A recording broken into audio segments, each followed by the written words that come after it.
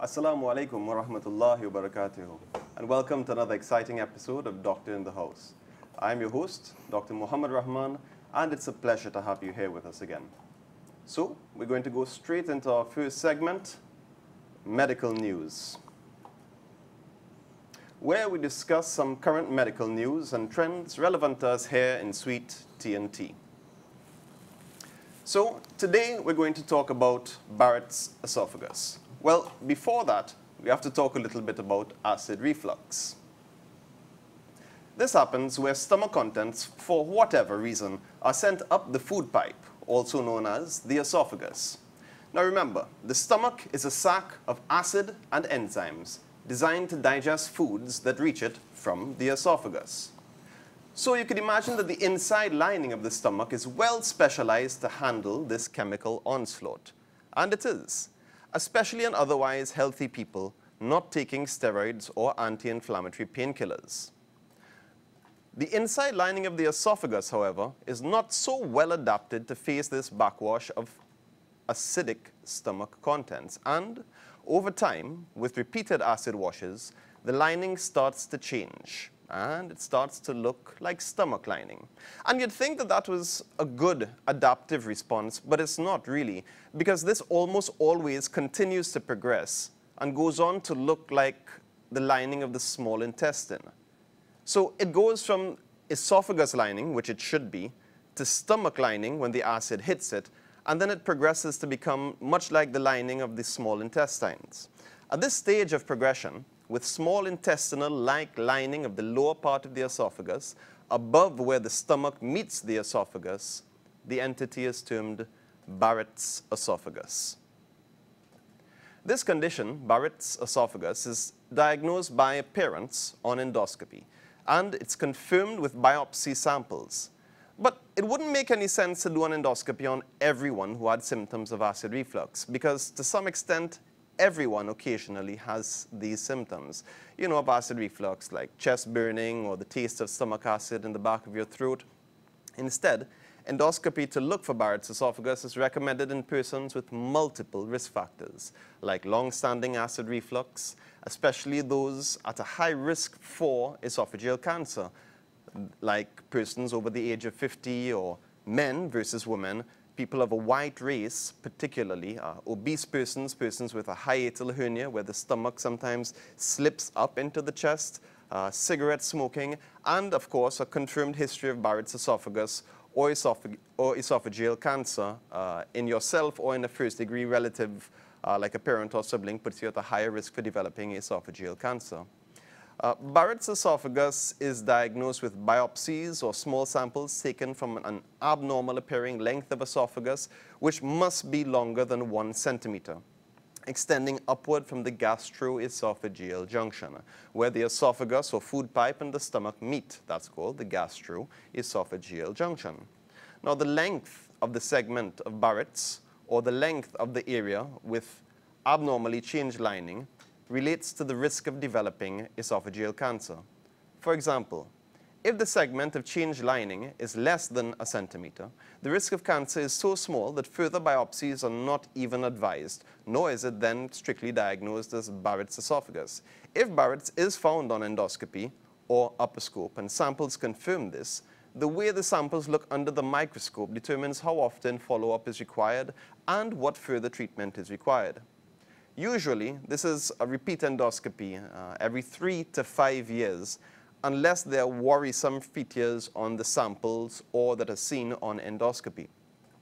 Now, the backbone of treatment of acid reflux and also by extension, to some extent, Barrett's esophagus is acid suppression with proton pump inhibitors or PPIs. Medicines like omeprazole or esomeprazole or pantoprazole or lansoprazole. Some of the more common brands that we see here in Trinidad would be Nexium or Pantecta or Gastro. These proton pump inhibitors or PPIs, which block acid production from the stomach, and these are used to help prevent the progression of Barrett's esophagus. So this, of course, in addition to lifestyle measures such as weight loss, raising the head of the bed at night, and avoiding late-night eating. The goal here, of course, is to prevent the development of esophageal cancer. Well, I said that to say this. On to medical news, or the medical news part of the story. That was just the preamble, the ASPECT trial. So, in people who are at an elevated risk for esophageal cancer, it appears that the combined use of aspirin and a high-dose proton pump inhibitor, or PPI, in this case, or in the case of this study, esomeprazole, may protect against the development of esophageal cancer. According to the results of a major trial from both sides of the Atlantic, the aspirin and esomeprazole chemoprevention in Barrett's metaplasia, or ASPECT trial.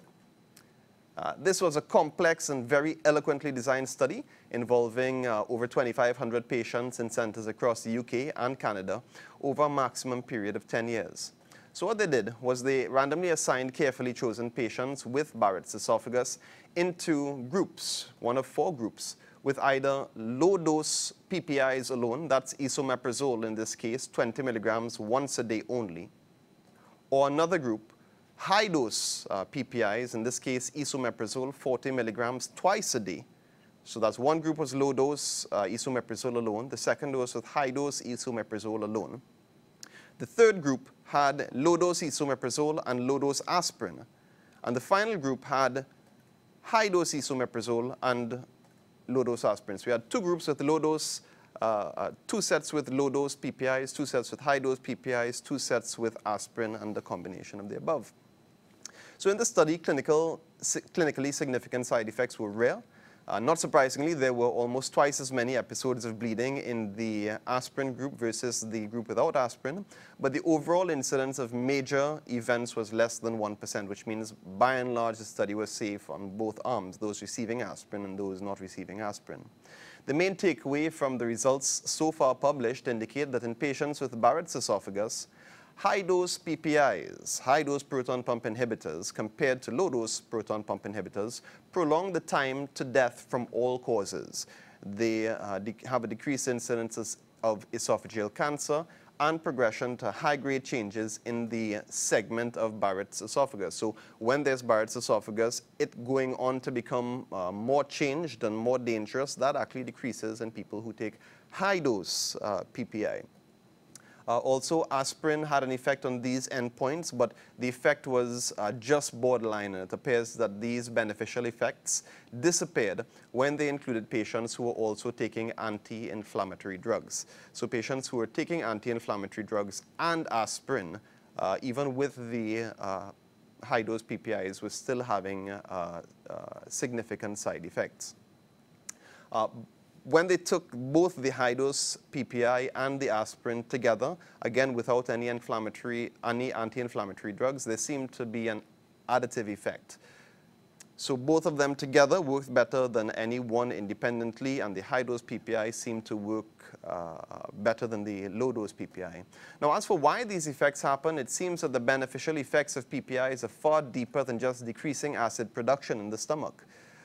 They seem to interfere with the pathway of cancer growth, and the same is likely to be said for aspirin, or likely to be true for aspirin. The real question is where and in whom does the benefit of taking aspirin outweigh the risk of major bleeding from aspirin? So, aspirin for Barrett's? Maybe. High-dose PPI? Definitely. So, let's go on to confuse you a little bit more. Very recently, within the last month, the American Heart Association and the American College of Cardiology have published new guidelines on cardiovascular disease primary prevention. They issued guidance on topics ranging from diet and physical activity to diabetic and blood pressure control to tobacco avoidance and statins. One of the major changes in the latest guidelines is the recommendation on aspirin. Results of the major recent studies entitled ARRIVE, ASCEND, and ASPREE have shifted the ratio of benefit from aspirin therapy to risk of bleeding. This suggests that the role for aspirin as a drug for the prevention of cardiovascular disease in the absence of established risk factors for cardiovascular disease is decreasing, and that bleeding or the risk of bleeding may be outweighing the benefit of the drugs. So in summary of this first segment, should you take aspirin, should you not take aspirin? Well, it's a complicated decision that should be made together with your doctor based on your individual risk factors. So if you've got a very high risk for cardiovascular disease, and for example, if you've already had a cardiac event like a heart attack, then aspirin is probably beneficial for you, and not taking the aspirin might be dangerous.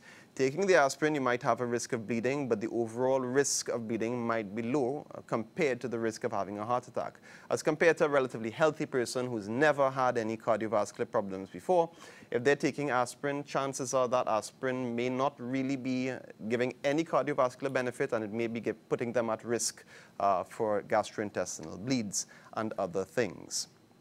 So one should not simply decide to take aspirin regularly without first consulting your doctor, because again, the risks may outweigh the benefits. So after a very crowded first segment, we're going to take a break, and we're going to be back after a few messages. See you very shortly.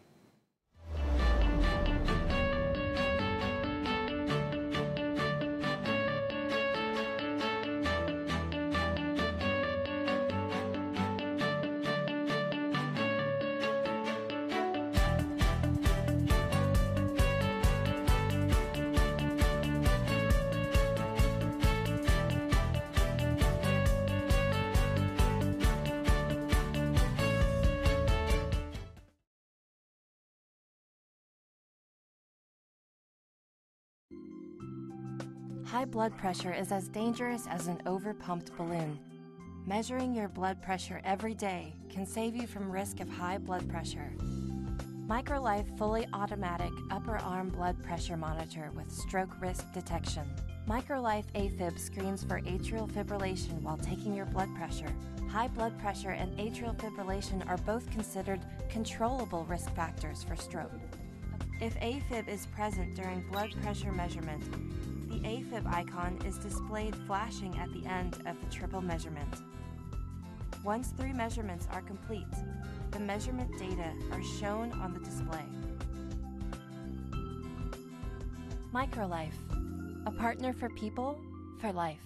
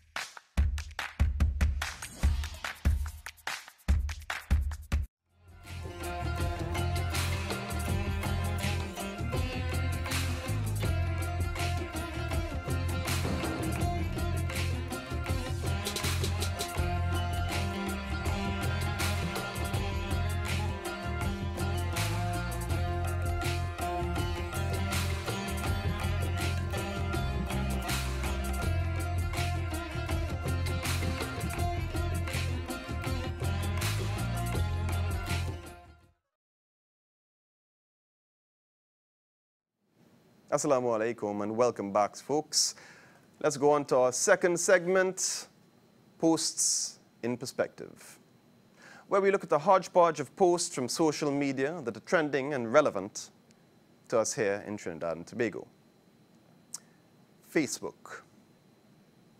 You know, Facebook has really come a long way, from a completely unknown entity to an online phenomenon to a real-life phenomenon to a real-life addiction. Some people just don't feel right until they've checked in on their friends and their latest posts and memes and statuses. There's no denying that it has become a part of our everyday lives. It's able to identify through its algorithms or its mechanisms of sifting out information exactly what sorts of posts you may be interested in based on the information that Facebook has on you. And what sort of information does it have on you? Well, aside from the basic stuff that we choose to give them, like our ages, ethnicity, gender, and relationship status, they also have complex ways of using your clicking and viewing patterns to determine what you are most likely to want to see. Well, this is a good thing in a lot of ways, and Facebook certainly is not unique in this regard, as YouTube, Instagram, and Google all run similar algorithms. Facebook, however, further has access to your relatives and your closest friends, or at least the friends you interact with most on Facebook. Further, they can even guess what you might like based on what those around you might like, and even more algorithms that are beyond the scope of our discussion here tonight. Now, this is really powerful technology, and much like a bottler's scorpion pepper sauce, it can either be used for good or evil. The thing with Facebook is that they get money from advertisers, which means that they can use their technology to target certain groups, like mothers, or people who their algorithms suggest may be less educated or for some other reason more susceptible to their advertising for a price. I mean, could you imagine, for example, taking money from anti-vaccine advertisers to target these groups to further spread false information about the perceived or imagined dangers of vaccinations and further to buy their immune-boosting products? Well, let's talk about the Facebook anti-vaccination policy. In recent years, anti-vaccination groups have been quite vocal on Facebook, frequently sharing and posting misinformation about vaccines and their safety. At the same time, there's been a rise in cases of measles and other infectious diseases across the United States. CNN reported from the Director of County Health, Dr. Alan Melnick, quote, "It is exquisitely contagious. You can be in a room where somebody had measles and had left 2 hours earlier and still get the disease. Measles kills about 2 of every 1,000 children infected." End quote. House Intelligence Committee Chairman Adam Schiff wrote open letters to Facebook and Google CEOs Mark Zuckerberg and Sundar Pichai in mid-February about his concerns regarding the tech companies allowing the spread of anti-vaccine misinformation. To Zuckerberg, he wrote, quote, "Facebook and Instagram are surfacing and recommending messages that discourage parents from vaccinating their children, a direct threat to public health and reversing progress made in tackling vaccine-preventable diseases," end quote, and further asked whether distributing medically inaccurate vaccine-related information violated Facebook's terms of service and whether they accepted paid advertising from anti-vaccine activists. Well, early this month, around the 7th of March, 3 weeks after receiving this letter, Facebook announced that it would remove groups and pages that share anti-vaccine misinformation from its recommendations. They also pledged that to stop allowing advertisers to target persons whom their algorithms identify as interested in vaccine controversies. Facebook pledged to stop promoting anti-vax groups and pages in recommendations and in predictions in the search box. The company also promised to make it harder to find them through search or in the news feed. Now, when asked why Facebook didn't just remove these groups and pages altogether, a Facebook spokesperson was reported to have said that they were committed to striking a balance between enabling free expression of opinion and ensuring the safety of the community. You see, some anti-vaxxers have started saying that Facebook censorship of their views is an infringement of their freedom of speech. But nobody's saying that it can't be anti-vaccination. What they're saying is you can't lie about it.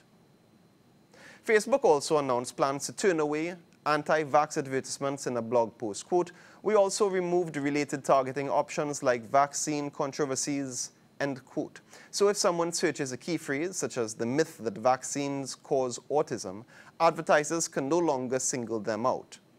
Other platforms have done better jobs at countering the spread of misinformation, however. For example, Pinterest posted promotion of false cures for terminal or chronic illnesses and anti-vaccination advice, which meant eliminating boards for known anti-vax groups and preventing searches for words like vaccines from turning up such results. And now we're going to go on and take another break, and we're going to be right back after a few messages. See you very shortly.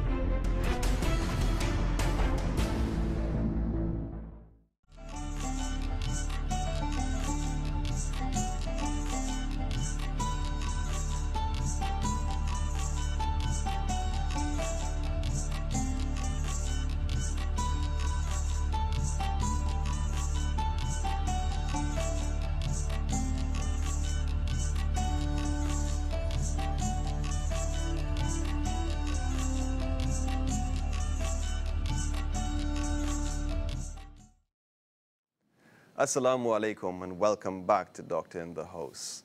So I am absolutely thrilled and excited to introduce our guest tonight, our specially invited guest, Dr. Adrian Knight, specialist surgeon, consultant, neurosurgeon, a colleague of mine from Port of Spain General Hospital.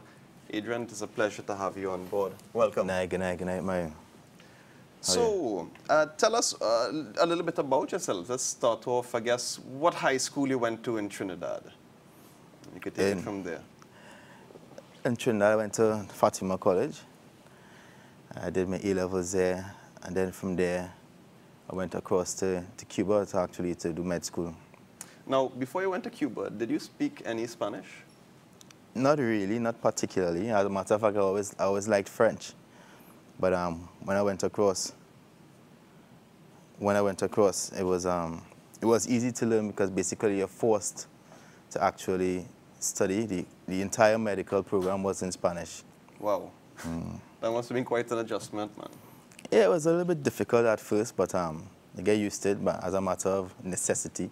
Right. So you actually get past that first hurdle because you need to pass your exams because you're in medical school. And that must have been one desire I had to go through medical school, man, to do that. That's a big move. A lot of people wouldn't be able to do that. Yeah, most people that came across with us, half of them left. Really? It requires a lot of commitment, but it was good in the end. Right. And then after medical school in Cuba, well, that's when we met at Port of Spain General Hospital for the first time. Yeah, that's when we met, many years ago. Many moons ago. You don't have to reveal our ages, eh? Yeah, no need to embarrass ourselves here tonight. Right? Yeah, good man. All right, so then your time at Port of Spain, and you went on to do surgery, and you spent a lot of time in surgery and the subspecialties there. Yeah, so what I did, I always wanted to do neurosurgery actually, but you need to rotate as a part of your training for neurosurgery. You must obviously first become a physician, and then it's very important to have good dominion of all the basic principles of general surgery. And then from there, I'll continue to do neurosurgery. So the first part of your training is a basic exam really, where you do something called the MRCS, which is a membership exam that you do from the UK. And that prepares you and lays the foundation for your further subspecialty training in neurosurgery. So it was good. While I was in Port of Spain, though, I worked many years with some of the senior neurosurgeons there. You have Mr. Henry Bidesi, Yes. I worked a little bit with Mr. Steve Madeo before he left. Mr. Robert Ramcharan and Mr. Ravi Narayan, they were all there. And you would remember them as well. Oh, yeah. And so Mr. Bidesi has since retired. And we still have Mr. Ramcharan and Mr. Narayan there. And they form part of the neurosurgery team along with myself now. Excellent. So I know a lot of my viewers at home might not exactly know what neurosurgery entails. What is, in a broad sense, what is neurosurgery? So neurosurgery is the surgical management of all the diseases of the brain and spine, including the peripheral nerves and sometimes the autonomic nervous system. So basically, you could treat things, something as simple as a headache. You could treat a headache surgically. We have examples like trigeminal neuralgia. You could These are specific types of headaches before people start to run you down for tension headaches. Trigeminal neuralgia is likely one of the worst headaches of your life, and there's a high suicide rate. And we only intervene if normal medication doesn't work. So we could treat that surgically. Then you also have spinal problems. The most common thing we deal with is the spine, actually.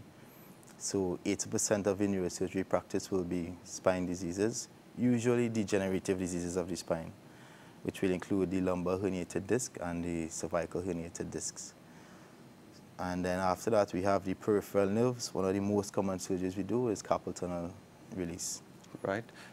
Just in a very brief sense, could you tell us about the carpal tunnel syndrome and release? So the carpal tunnel syndrome is a group of signs and symptoms caused by compression of the median nerve in a osteotendinous compartment, which is just bones and tendons in the wrist on the palmar surface, where you actually have compression of the nerve, basically from overuse or changes in the physiology. One of the changes could be even in pregnancy, and the lady will complain of pins and needles in her palm. She might notice things slipping out of her hand when she's like drinking. Weakness of the grip. Weakness. Yeah. And the symptoms tend to predominate mostly in the night. So just by taking a good history, you can have a good idea that is a carpal tunnel syndrome. And you just reassure her that after pregnancy, the symptoms should resolve itself. As compared to somebody who's been doing a repetitive motion of the hands, like making pylori every night. Always watch those people are worry about them. Yeah, the barman making doubles, the typists and so on. They have their wrists in a slightly hyperextended position, compressing the median nerve. So one of the tests that we actually do is something called the prayer sign, where you make the compartment here in the carpal tunnel narrow, just compress the nerve, then you get a positive sign if you have pins and needles. So if somebody's developed this carpal tunnel syndrome, what is a neurosurgeon likely to do to be able to relieve this pressure on the nerve? Well, the first thing we do is just confirm, based on the history mostly, that is likely to be carpal tunnel syndrome. And then we try simple things like a wrist splint, and that alone could rest the nerve and prevent it from getting compressed. And then we try routine painkillers like ibuprofen, paracetamol, sometimes a little more complex painkillers if they have a lot of pain. Right. And if that doesn't work, you could try local steroid infiltration with some local anesthesia. And you also confirm your diagnosis doing something called nerve conduction studies. And this is where they actually place electrodes proximal and distal to the nerve. And then they send the current from the proximal part, which is further up on your arm, to see if it gets to the thinner eminence here by your thumb. Once it passes, good, the nerve is all right. It's just like passing electricity through a wire. And if it doesn't pass, you have a problem with the nerve. And then we get that printed out and we get it interpreted. And then we say yes. So this adds up to our history, our clinical examination. And we have the nerve conduction studies to prove it. And if the patient doesn't resolve all the other measures that we tried, then we move on to surgical treatment. So where we do a small incision on the palm here, less than a centimeter in length, and then we just release the carpal tunnel. Excellent. So also you spoke about some conditions of the spine that comprise a significant proportion of a neurosurgeon's practice, I presume. If the people who call in this show's segment at the end of it is any representation of what's going on outside, I suppose a lot of people have lower back pain. So what causes of lower back pain fall in under the realm of a neurosurgeon?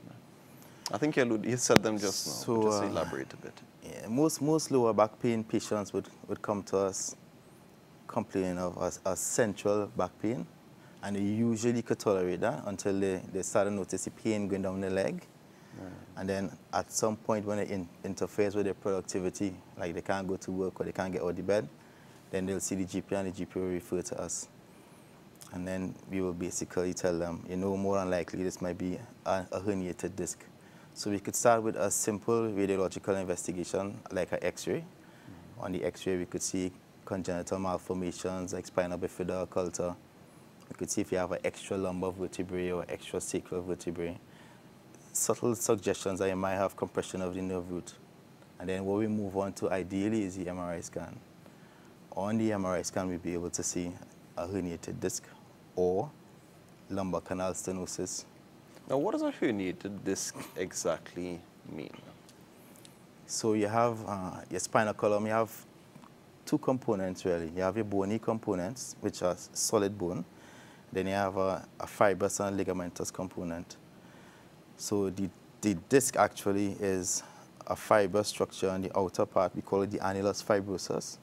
And then in the middle, because it's soft and gelatinous, we call it the nucleus pulposus. So you have fiber on the outside and a pulp in the middle.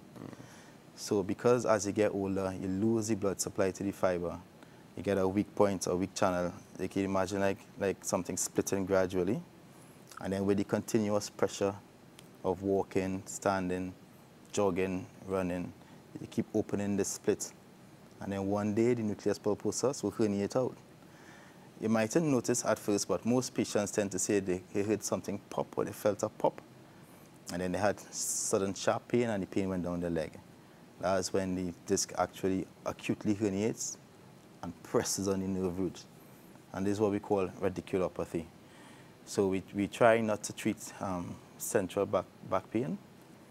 We treat that as conservatively as we could, but radiculopathy in terms of pain could lead to complications. And radiculopathy, again, is when the nerves that leave the spine are actually being pressed on by that herniated disc, that jelly part that's stuck out the side and is pressing on the nerve. Yeah, that's as radiculopathy, and that's the pain that goes down your leg. So sciatica is a type of radiculopathy. Sciatica is a classic example of radiculopathy. Right. So these things usually self-limiting. They resolve after 6 weeks in over 90% of patients. But you have the few patients that don't resolve, even after diet, exercise, lifestyle modification, weight loss. They usually lose about 20 pounds, painkillers, and we say, all right, you might be tending towards surgery. And surgery, though, we have one more step we could do before surgery, which will also help diagnose and or treat. Because what the patient will usually tend to say is they have a lot of pain, so they can't exercise, or they can't swim, they can't drive to go to the physiotherapist. So sometimes what we do is a spinal epidural, which is just a block to get rid of the pain acutely, so that they can get better. If that doesn't work, then they progress to surgery.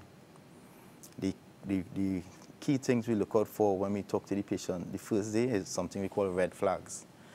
So if you have a red flag, that means you're a little bit more urgent than other patients. So just pain, you don't worry too much about the pain will pass.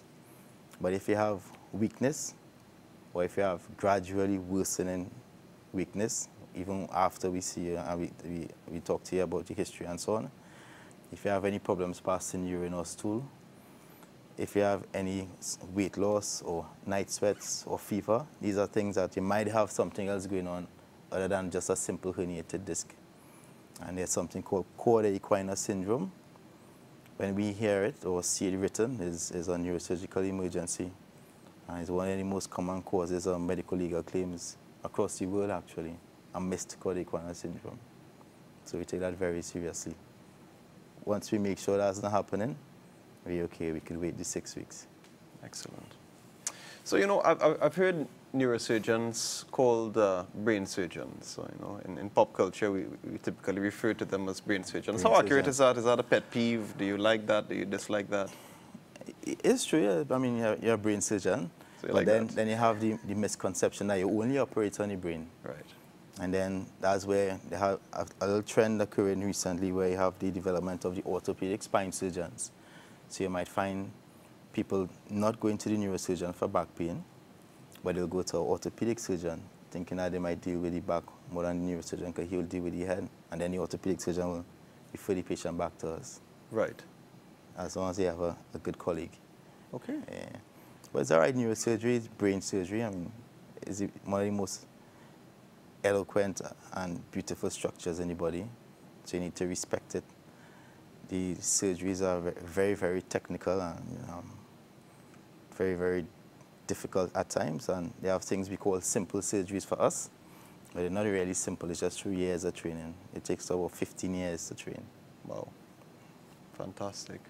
All right, so we're going to take a little break now. We're going to pay some bills, and when we come back, we're going to be chatting a little bit more with our specially invited guest, Mr. Adrian Knight. See you very shortly. Medical assistance? Come check us out at Ultimate Medical Clinic. We offer a wide variety of medical treatments. Why live in pain and suffer with wounds and ulcers?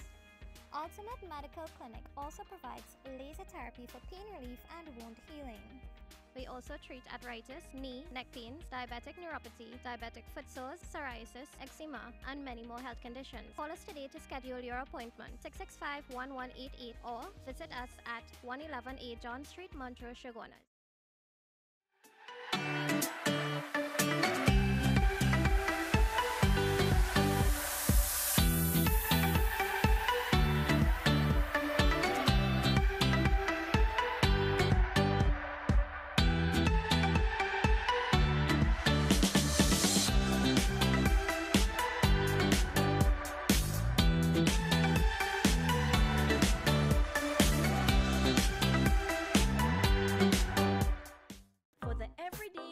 Prices on all grocery items.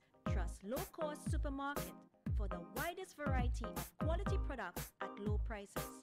Freshly picked fruits and vegetables, healthy products for your well-being, high quality meat cuts, and a warm and friendly service. Low Cost Supermarket, Sun and Main Road, Cunupia. Assalamu alaikum and welcome back.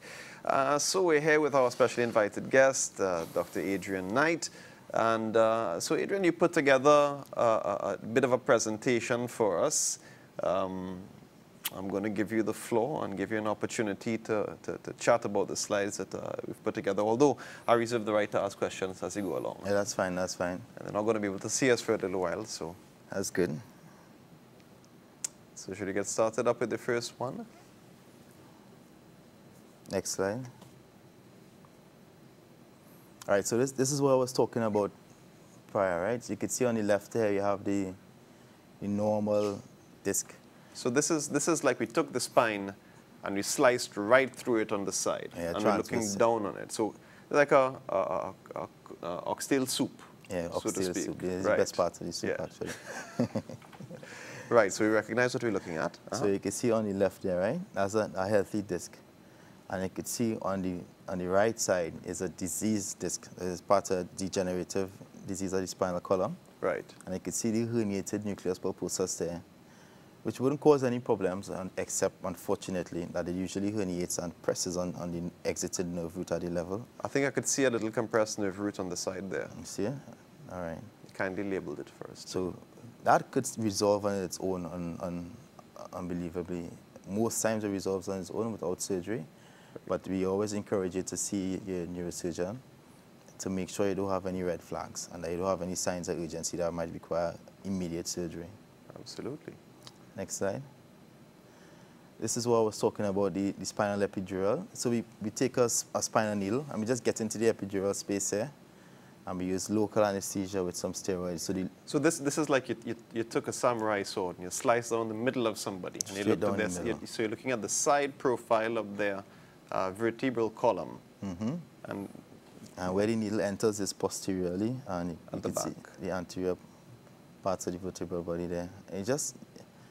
It could be a simple procedure, but usually because the indication will be somebody with a degenerative disease of the spinal column, we might encounter some bony overgrowth, which might make it difficult. Right. So we encourage we are encouraged, and we tend to try to do it either with ultrasound guidance or with fluoroscopy. We could use anatomy because we know a lot of the anatomy and we are well trained, but you don't want any complications. So Right. you try your best to tick all the boxes. And I presume in decades gone by, they used to do this blind, but then the rate of complications were probably a bit higher without the use of ultrasound, I'm guessing. You might have to abort the procedure because it might enter into the thecal sac Right. and release CSF because you're not doing a lumbar puncture. So once you see CSF, you need to abort. Gotcha. Because it can't pass the steroid crystals into the CSF because you can get crystallization and something called arachnoiditis. That's bad. Okay. Next slide. So this is an MRI scan of the brain, just to give the viewers a little idea of what a normal brain scan might look like. And just, again, this is like, I keep making references to samurai swords, So Yeah, samurais will cut you anyhow. it's like you just slice underneath somebody's baseball cap. Right, and you you look get a down at nice the brain. axial view, a transverse view. Right. Next slide. And this is how a brain tumor would look like. So we could see on the left an MRI scan with the brain tumor inside you. Right. And There's then, that big white circle on the left side of the left image. So we have a little trick you use. You put a mirror straight down the middle. And usually in the brain, you're supposed to have symmetry. So what you see on the left, you should see on the right, and vice versa. Anything that's missing or extra might more likely be pathological. And you can see a post-mortem slice here, same level. You can see the brain tumor inside you. Next slide. So these are some of the things we do. On the left, you can see something called a gamma knife. There's something called stereotactic radiosurgery, Right. where instead of giving radiation to the entire brain and suffering the consequences, which will cause radiation necrosis, we give little tiny beams of radiation that all meet at one focal point. So instead of getting one big ray going through your brain, you get about 201 small beams, and they meet at one focal point and they release heat. When they release heat in the tumor, it stops dividing and it prevents growth. So the tumor will still be there. You wouldn't get rid of the mass effect or the compression on the surrounding brain. As a matter of fact, it tends to get worse in the first couple of weeks because of swelling. Then it goes back down. But at least you could avoid surgery for small lesions, especially in deep parts of the brain. Wow. So you could see on the MRI scan there, left and right, before and after treatment. Wow. So it says gamma knife surgery. So is this available in Trinidad? it's not yet available. We're trying very hard to get it here. And that's one of the things we have to do in the future, near future, within the next 5 years. Because the alternative to this, obviously, is Open surgery. that means cutting open somebody's skull. I'm reminded of a Star Trek episode. Not episode, one of the movies. I think the one where they travel back in time, the Star Trek movie that nobody liked, episode 4, or the fourth one. And one of the guys, Chekhov or somebody, fell off of a ship and they hit their head and they had a big bleed. And they were going to drill a hole into his head. Right. And Bones, the doctor from the future, he came on and said, "Are you mad? Are you going to drill into his head?" And he just had something simple that he was able to fix it there with. Obviously sci-fi at the time, but this is a very big version of what he was able to use at that time. We are in the 21st century, aren't we?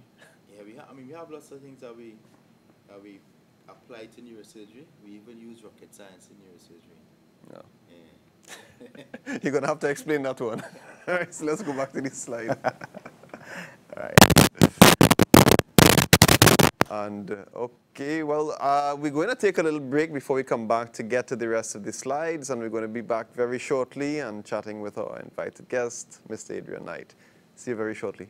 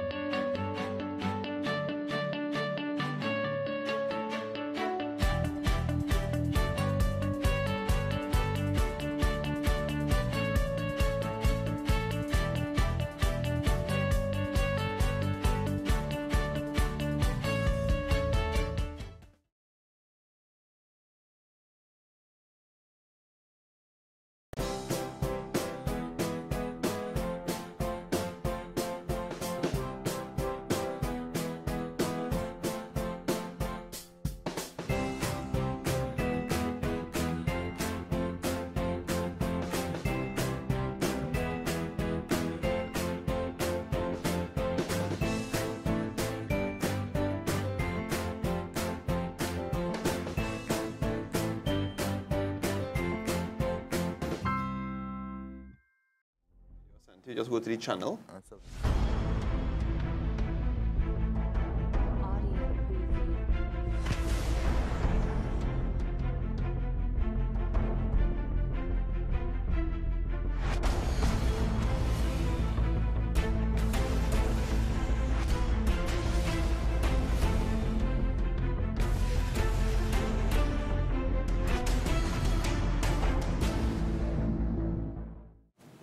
And welcome back. Sorry about that. We had a few technical difficulties we had to work out, so hope we have them all sorted.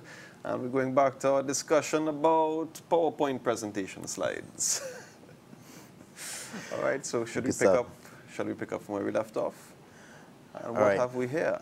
So this is an aneurysm. So we have blood vessels in the brain, and they carry blood directly from your heart all the way to the tiny, tiny cells in your brain. And they supply nutrients, oxygen, and glucose. But sometimes, because of high blood pressure, you have turbulence, especially where you have a Y. You have turbulence occurring at the Y, and that will cause an outpouching or a balloon. So these balloons are weak spots, and when you have sudden raise in blood pressure, they could pop. Right. And you'll actually feel the worst headache of your life, or thunderclap headache. Thunderclap headache, they used to refer to, or something called a sentinel headache, which is like a slow, constant headache in somebody who doesn't usually have headaches. So that also is equally as alarming. And if you have a specific type of aneurysm, you present with a closed eye, or like ptosis. This lady in this, most unfortunately, in this picture. So she had a posterior communicating artery aneurysm there. Right. And you could see where the arrow is pointing to. You have a little outpouching. And that affects the third cranial nerve, was it? Cranial nerve number 3, yes. Exactly. And what's that Medusa looking like thing on the right-hand side of the screen? As an angiogram. So that's what we need to do. That's actually the gold standard test that you need to do to diagnose your aneurysm. Apart from the clinical picture, you get a catheter angiogram is the best one, but you could also do a CT angiogram or an MR angiogram. The MR angiogram and the CT angiograms are much less invasive. But the catheter angiogram requires a puncture on the inside of your leg, which at that point might not be as appealing to the patient. But when you're offering them brain surgery, open surgery, to clip the aneurysm with a clothespin around the base, versus passing the same catheter into the brain, to pass a coil into it to block the space up, they will say, yes, stop. I want to get the coil in. Unfortunately, however, it's difficult to get the coiling done here in the public system. Although we have the capability and the possibilities, we have the human resource now. One of my colleagues came back recently from the UK as well. We have a cath lab in Moncton where we could do it, but just some logistics we need to work out to have it available. But it's very, very, very expensive. Somebody will incur the cost, whether you do it publicly or privately. Right. Yeah. But we could always clip the aneurysm. And if memory serves correctly, when persons have this rupture of this aneurysm, there's a reasonable chance that there might be other aneurysms that may be at risk of rupturing. Is that so? Yeah. Once you have one aneurysm ruptured, we always check on the digital subtraction angiography or the catheter angiogram to look for other aneurysms. And yet, obviously, if one ruptured, you're likely that the others might rupture. According to the size, we apply different protocols and different trials. And then based on our own experience and consultation with other colleagues, something called the multidisciplinary team, where we meet with the radiologists and so on, then we exact a plan. But always the aneurysm that ruptured must get secured, either via coiling or clipping. That's the difference. Indeed. Next slide. So you can see aneurysm there, right? There's a little outpouching from that artery. And that's straight to hospital in the ambulance. Yeah. And then the CT scan will show blood. You see where you see the star there in the anterior half? This is an axial section on a CT scan. Right. This again, that cut underneath somebody's baseball cap that we're looking up on. That's blood in all the basal cisterns. Wow. Okay. Next slide. This is an example of a clip. How you will clip. It looks very much like a paper clip, actually. Yes, like a paper clip. Next slide. And this is the coil.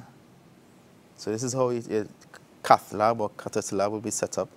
You'll have your interventional neuroradiologist or interventional neurosurgeon there, and you'll make a tiny stab incision on the inner part of your thigh and pass a guide wire and a catheter all the way up through the heart, through the carotid artery, into the brain until he finds that balloon, and he'll put coils in it, coil, detach it, and hopefully that will occlude the aneurysm and prevent the risk of rupture. These things are associated with a 40 to 50% mortality rate. Wow. That's the problem. 40 to 50% risk of death. Wow. Next slide. Traumatic brain injury is something we see a little more common than aneurysms, especially in porous pain in general. Oh, yeah. And usually we have the subdural hematomas in the elderly population, and in the young population, unfortunately, we have gunshot wounds to the head. And all of these require emergency neurosurgery, neurosurgical intervention. Obviously, if you have an older patient, you have certain things you need to make sure that they don't have that might increase the risk during surgery, like cardiac pathologies or even renal failure. Next slide. As another example, this one is a little bit worse. And that white moon-looking thing on the left side of the screen is blood. That's blood. Yeah. This is an MRI scan of a subdural hematoma. Oh. So I'm guessing this is going to be an elderly person who probably fell down and hit their head, tore some of those veins, and this is. So what would a neurosurgeon do in this case? Well, in this case in particular, you need to decompress that half of the brain. If you compare that side to the other side, you'll notice you can't see any of the folds that you're seeing on the opposite side. Yeah, on the right side, you see all those little, little black stringy things right, on the right. The gyri, you can't see them, so that's actually where your higher function lies. So this patient will be obtunded, more than likely in a coma, and you have acute risk to life. You need to intervene immediately to prevent a negative outcome.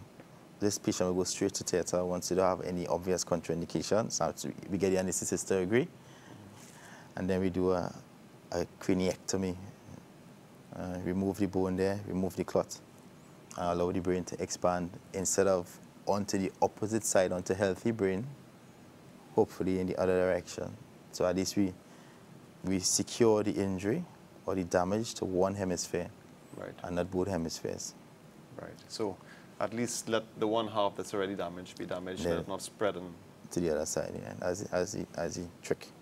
Gotcha. Next slide. As an example of what we do there. Right. So this is that craniectomy that you were talking about, and this is removing that bit of bone. Right. You remove the bone. You expose the blood. It could either be on top of a membranous sheath called the dura or below it. Right. If it's on top, we call it epi or extradural. If it's below, we call it a subdural. Subdural is much more common. All right. Next slide. This is a patient with Parkinson's disease, walking with assistance. Next slide. So we could now we could treat Parkinson's disease actually neurosurgically. So what we do, we target a part of the brain responsible for secreting dopamine. Dopamine is the tablet you'll take if you have Parkinson's. So what we do, we target the part of the brain that's supposed to make it and stimulate it so that it will make more dopamine and you get off your meds. Oh. And the earlier we do this surgery now, they had a trial that came out some months ago proving that the earlier you do the deep brain stimulation, you have better outcomes for the patient in terms of their cognition. They don't develop the dementia that usually are associated with Parkinson's, and they have a better lifespan and productivity. Wow. So next slide. This is robotic neurosurgery. This is the application of navigation like GPS for the brain. And on the left, you can see the robot that we use.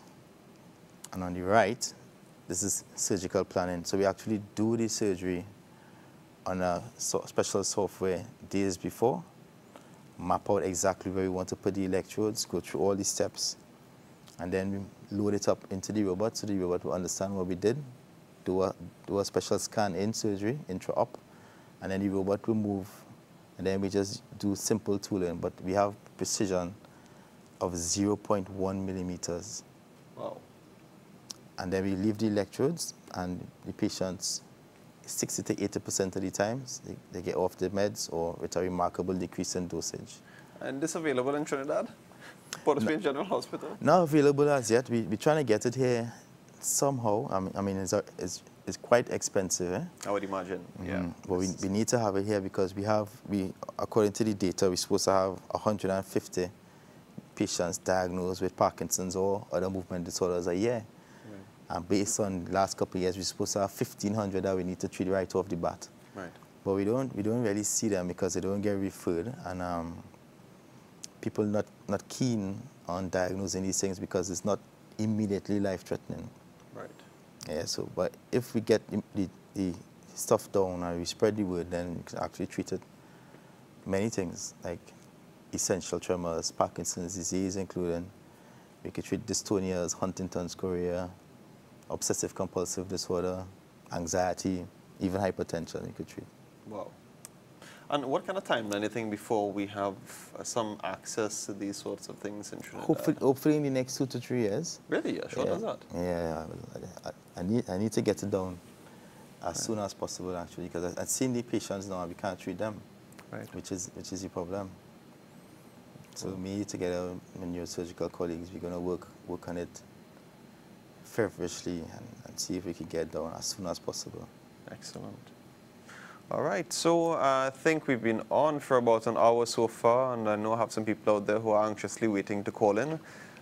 So let's take a break, a really short one, then when we come back, we're going to go right into our call-in segment. So get those phones ready, and we'll chat with you very shortly.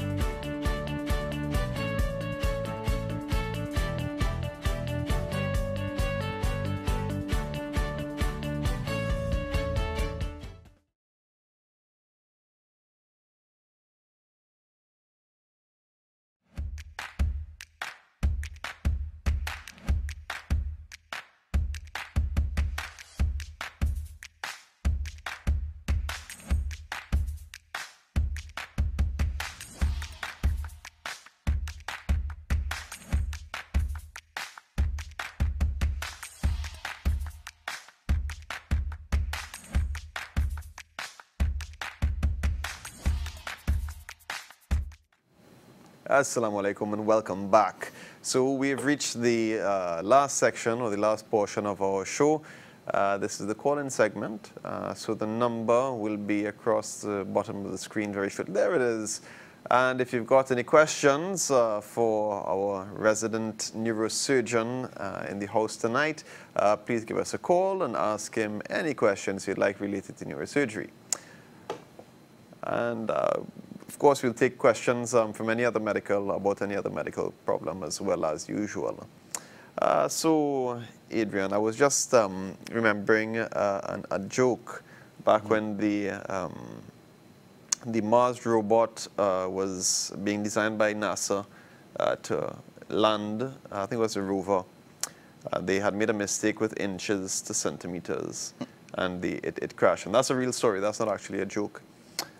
But the joke was that when the rocket scientists afterwards were asked, how could you make such a mistake? They said, hey, we're just rocket scientists, we're not brain surgeons.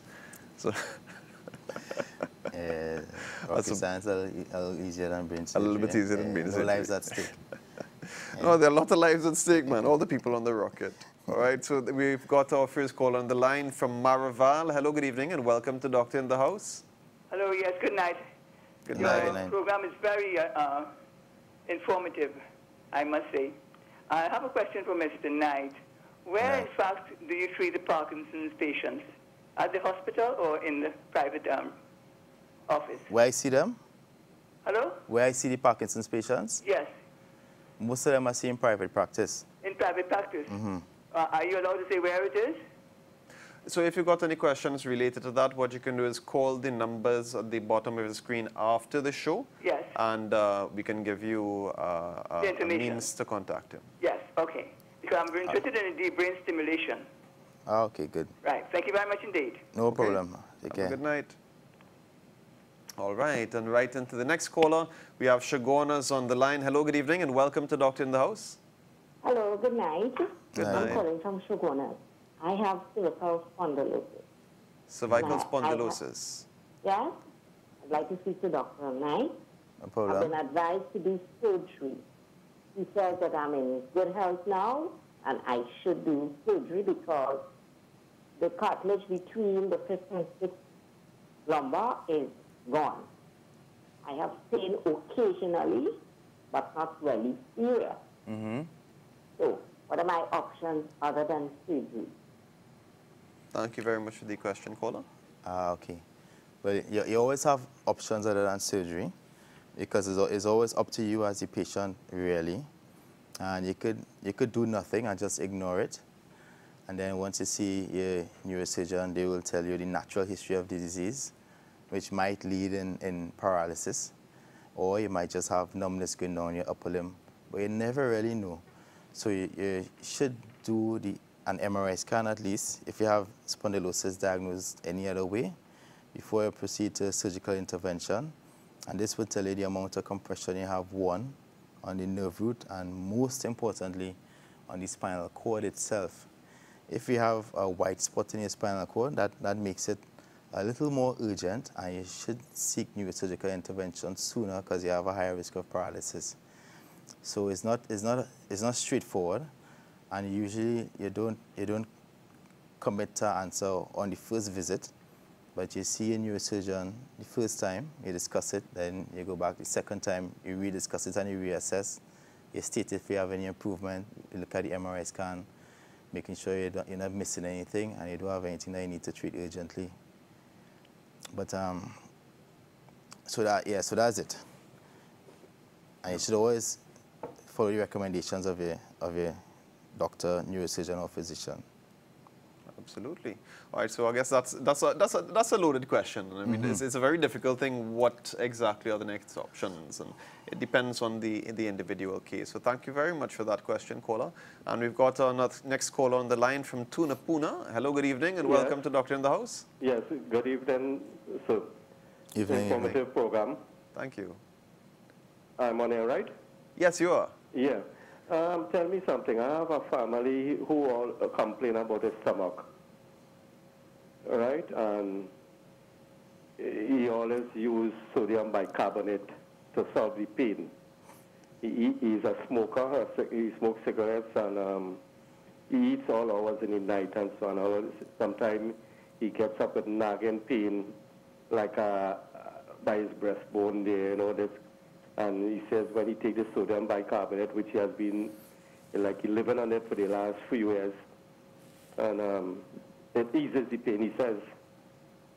You know, could you enlighten me more as to what could be causing that and what he should really be doing to at least solve that problem?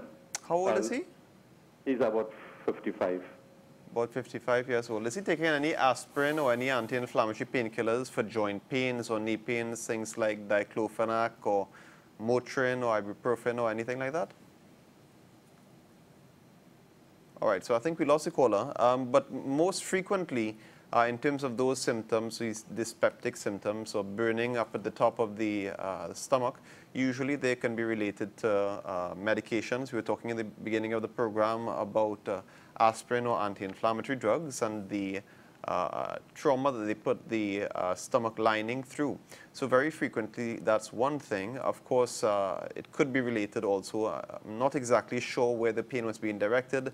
It sounded like it might have been either upper stomach or the lower part of the chest, and acid reflux certainly can cause similar symptoms. I would say that, again, it's a bit more information has to be had, a bit more history to be taken, maybe a bit of a physical examination as well. What I'll say, if somebody in that situation is losing their appetite, or if they're losing weight, or if they, you mentioned he's a smoker or got a family history of stomach cancer or anything of the like, certainly they should see a doctor and assess them and decide whether or not they need to have further investigations done. So moving on to our next caller from Bon Air Gardens. Hello, good evening, and welcome to Doctor in the House. Hello. Hello. Hello, good evening. Good evening. I had an MRI done. Hello. I had an MRI done, and it shows a small focal bulge, 2 mm, is seen arising from the cavernous segment of bilateral internal artery, suspicious for aneurysm. And I had another one another year, and it says the MRI demonstrates evidence of approximately 1.7 mm aneurysm arising from the tortuous occipital cavernous, I can't pronounce the medical word, arteries, and directed. Yes. But I had attended the clinic, Mr. Ramcharan clinic in Port of Spain, right? And I was asking him, what is the problem? He told me is my cholesterol was high that causing the problem. But what I know, I used to be bouncing my head a lot. And I had vertigo. But I went to my doctor and I told him this thing looking more than vertigo, so this is how he sent me to get the MRI done. And I attended the clinic in Port of Spain Hospital, and I saw Mr. Ramcharan, and I asked him what's causing the problem. He says because the cholesterol was high. All right. Well, the next appointment I had, the other doctor sent me for another MIR, and it shows that the MRA demonstrates evidence of approximately 1.7 mm aneurysm arising from the tortuous horizontal cavernous something arteries and directed medially. So I was discharged from the clinic because the second one showed a slight improvement. They didn't give me any medication or anything. Because I told them, well, if it's the cholesterol causing that, if you're not giving me a medication to carry down the cholesterol, he said, it will give me, it will give me Alzheimer's. So, well, I don't attend to no clinic. So, I would like, if I could see you privately, please. Okay, so, ma'am, actually, do you have a question for Dr. Knight tonight, or are you trying to get in contact with him? Yeah, because I want to know they didn't give me any medication or anything, right? I could reassure you now, though. Why I wasn't treated. All right, here. Right. So thank you so much, ma'am. Appreciate it. What she's saying there, right, is sometimes this happens. So we have patients with strange symptoms, like mild or vague headaches, and not adding up, so we do the MRI scan. And then when you do the MRI scan, or a CT scan, you might see a bulge, especially if you give contrast. And you see these small little out pouches. Well, we have, so if it's less than 7 millimeters, we call it a small aneurysm.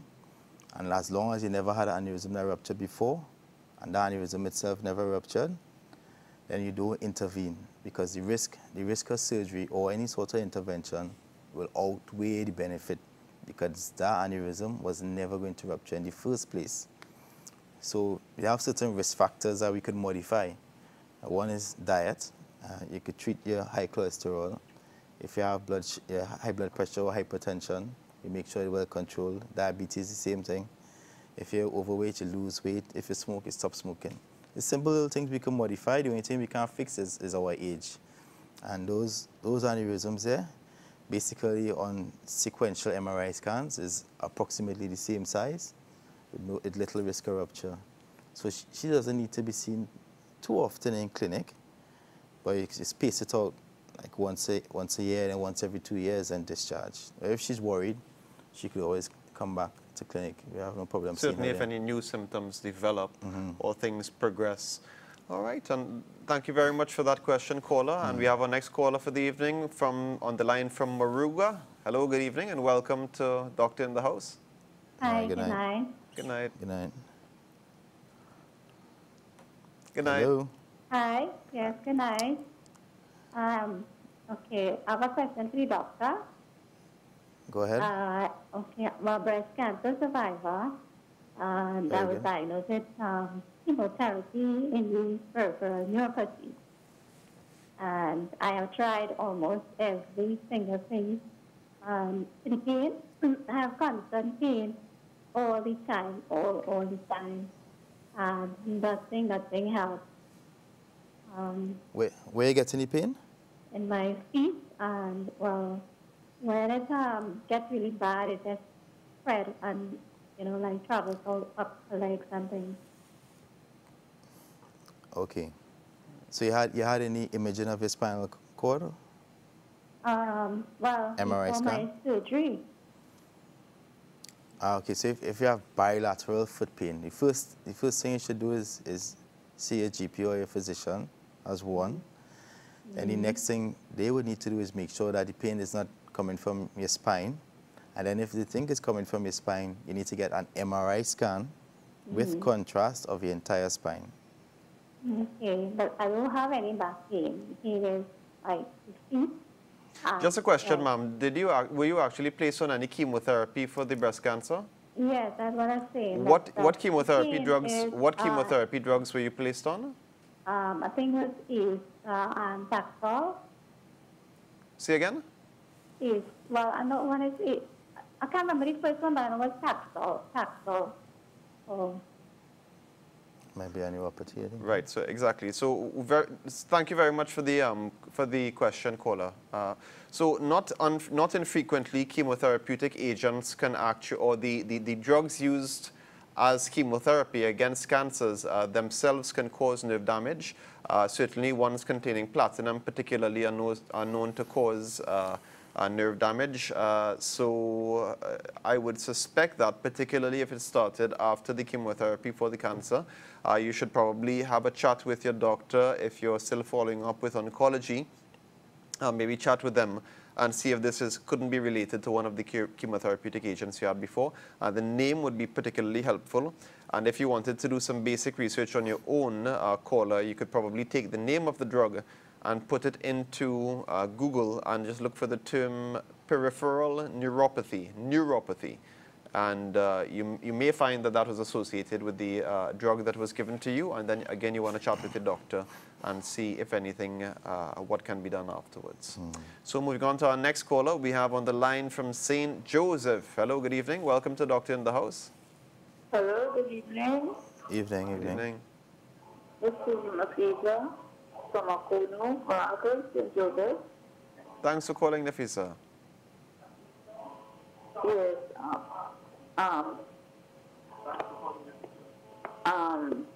I took with my hand, my shoulder, and I get a lot of pain on the shoulder, and the fingers, they cannot bend. Could you turn on the TV a little bit? Hello? Yeah, could you turn on the TV? We're getting a bit of feedback.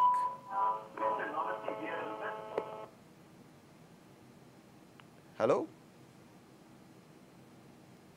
Oh my, I think we just lost that caller. And just as a reminder to the callers, when you're calling in, please put the TV on mute or step out of the room that the TV is playing in, because we get feedback sounds not infrequently. So we've got another caller on the line from QREP. Hello, good evening, and welcome to Doctor in the House. Yes, good evening. Evening. Hi, good evening. Yes, I am a regular user of Nexium.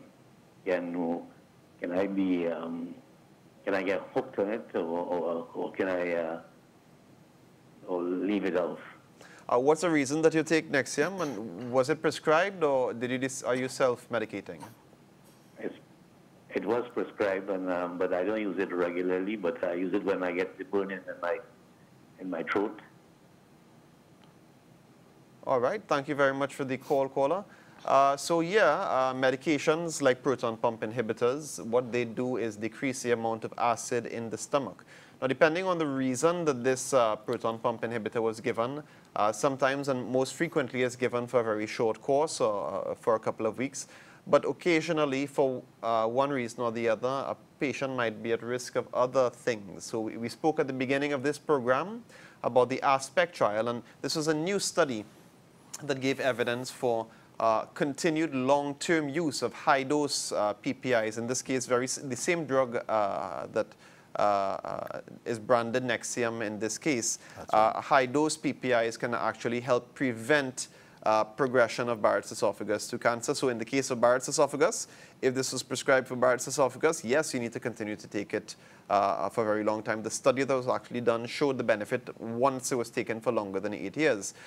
If you've got symptoms of acid reflux that are worse, for example, after eating a late meal and going to sleep at night time, and you know it's the night that you stayed up until 1 o'clock in the morning and you eat curry chicken and pepper and fill up your belly and went and lie down right afterwards. You got up the next morning, you got a mouthful of acid from your stomach, but it happens only when you're eating like that and every other morning you're fine, then no, you don't need to be taking the Nexium every day if you've not got any other indication for it. If you're taking painkillers or aspirin, and that's because you've had a heart attack before and your doctor thinks that you are at an increased risk of bleeding, then yes, in that case you should be taking the PPI for a longer period in time. In summary, if you have got acid reflux that can be managed entirely by lifestyle measures, then please do so. Thank you very much. Moving on to the next call on the line from Princess Town. Hello, good evening, and welcome to Doctor in the House. Hello? Hi, Hello. Good evening, welcome. Yes. Assalamu alaikum. Wa alaikum assalam. Yes, doctor, I have my MRI report here with thoracola lumbar scoliosis, cervical spondylitis, and lumbar spondylitis.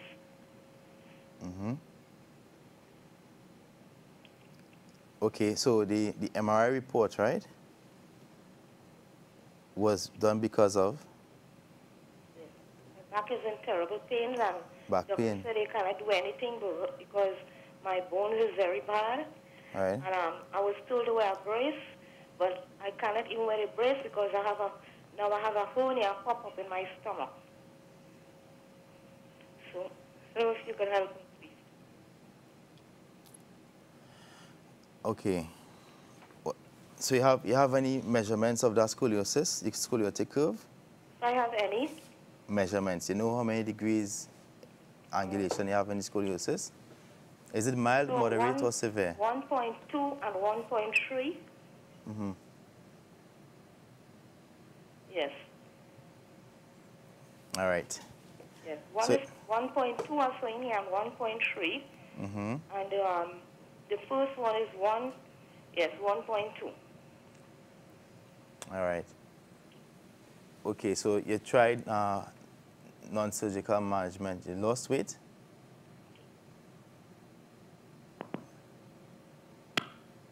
Hello? Maybe it So, lost. this is actually a fairly common problem, I gather, or a fairly common complaint. Huh? Yeah, it's most common complaint actually is back pain. Most people, if not 100% of people, will have back pain at least once in their life. And you do the MRI. The problem is, right, when they do the MRI scan and they get the MRI report, the radiologist or the neuroradiologist obliged to mention, because it's now a medical legal document, anything that they might find on the MRI. But these things not necessarily pathological or cause problems for the patient. And the patients now interpreting the report by themselves without explanation would tend to get worried. Of course. Especially if they search for themselves, because they can't sift through the information. Dr. Google. And they don't know the relevance of the information they would gather online. So the first thing you need to do is she would need to know exactly how what we saw on the MRI scan will be related to her symptoms, and then the non-invasive treatment of those things first, and then which ones actually require surgical intervention. It's sounding like none of them very severe, and that she should just stick to non-surgical treatment. And the most important thing to do is to lose weight. Yeah. That's key. And you know, the thing about it, so many patients that I tell, for example, with acid reflux, that one of the first things you have to do is lose weight. People take that very personally.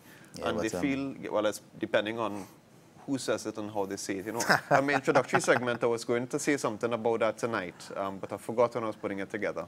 You get away tonight, doctor. Next time, you do it again. But yeah, you know, no matter how nice you tend to be sometimes, it's just hard to tell somebody that this pain or this problem that you're having is being contributed to by a lot of extra pounds that are being carried around. Yeah, you need to put it across nicely, and is a problem because it's a touchy topic. And we try to say, at least when we were trained in the UK, you say, you know, you have an elevated BMI, and then you just go into what the BMI is and how we use it to interpret your risk of all these chronic diseases, non-transmissible chronic diseases, without actually telling them that they're obese, overweight, or fat, because these things are not politically correct. And the next thing that can happen is you have, from a simple conversation, you have an official complaint.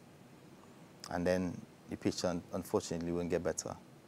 So you just need to, losing weight is the key, actually, to most problems. That's fair. So we have a call from the sister aisle, and we have a Tobago caller on the line. Hello, special good evening, and welcome to Doctor in the House. Hi, good night. Good night. Good night, good night. Right. What happened is that earlier this week, I suffered a TIA. Yes? Right. What happened is that although I would have received my blood pressure medications and stuff, but I have a problem with the eyesight because, like, one of the eye has lost focus. All right. So the doctors would have put me through an appointment schedule to get that, to see the eye doctors and stuff like that. But would the nerves or the strength or the muscle in the eye would come back at all? All right. So you had a TIA, so a mini stroke. Yes. Symptoms completely resolved. Except not totally, but they gave me medication to work through, all the blood pressure medication, aspirin. Right. They would have kept me for 48 hours to have the regulations and stuff according to the mini stroke. Okay, and you have double vision? Only in one eye, though. That is the right eye. Okay, yeah, you have blurry vision in your right eye? Yes, that's correct. And your left eye, you see clear? And I'm seeing very clear with my right eye. And with both eyes open? With both eyes open, I'm seeing blurry vision. Okay. Well, you just need to see the doctor once, actually, either the ophthalmologist or the neurosurgeon, and have it checked. It's a physical examination, because many things can cause blurry vision. It might be that the muscles are moving together, so you do have synchronous eye movements, and you get double vision. Or you might have something wrong with the lens of the eye or the intraocular pressure of the eye, cataracts, glaucoma. And you can have, the stroke could affect the blood vessels around the nerves that move the eye, but that's very, very rare, but not impossible. But I mean, if you have a distant clinic appointment 3 months down the line, you should definitely seek some sort of medical advice sooner in person. Well, the appointment is in about 6 weeks. You could go to your optometrist, and they will be able to shortcut that for you and do an eye examination. This is important. You think you could do that? Okay, I think I can try that. That's not a problem. All right, good. Excellent. Thank you very much for the call, caller. Yes. So yeah, neurosurgery overlaps with, well, not overlaps, but it encounters quite a few different specialties, I suppose. Yeah, we overlap with most specialties. I could tell eyes, ophthalmology, spine surgery if you have orthopedic spine surgeon, neurologist. We even have foot and ankle specialists. Right. And you overlap with them as well, with the same differential as you consider peripheral neuropathic pain versus radicular pain. Right. Is common.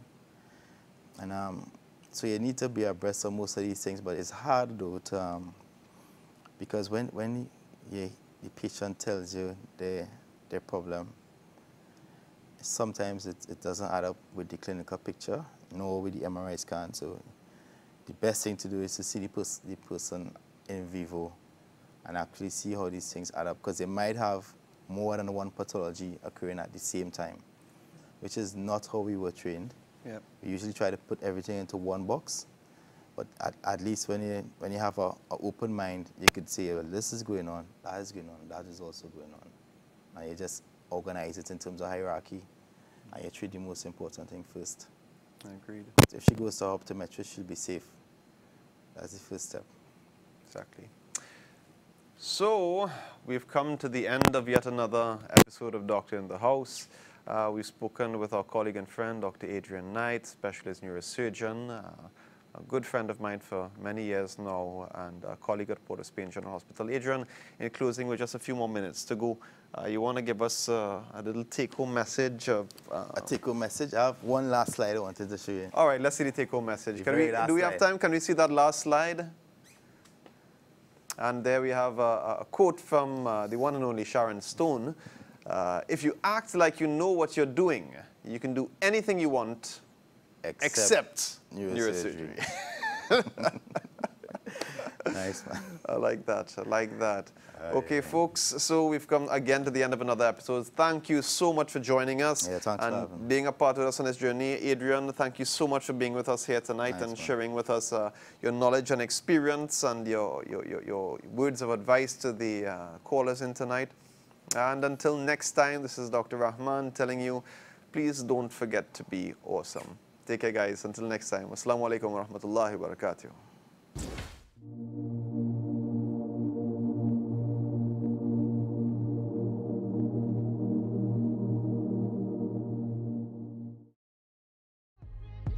Allah, every day I'll try to be as true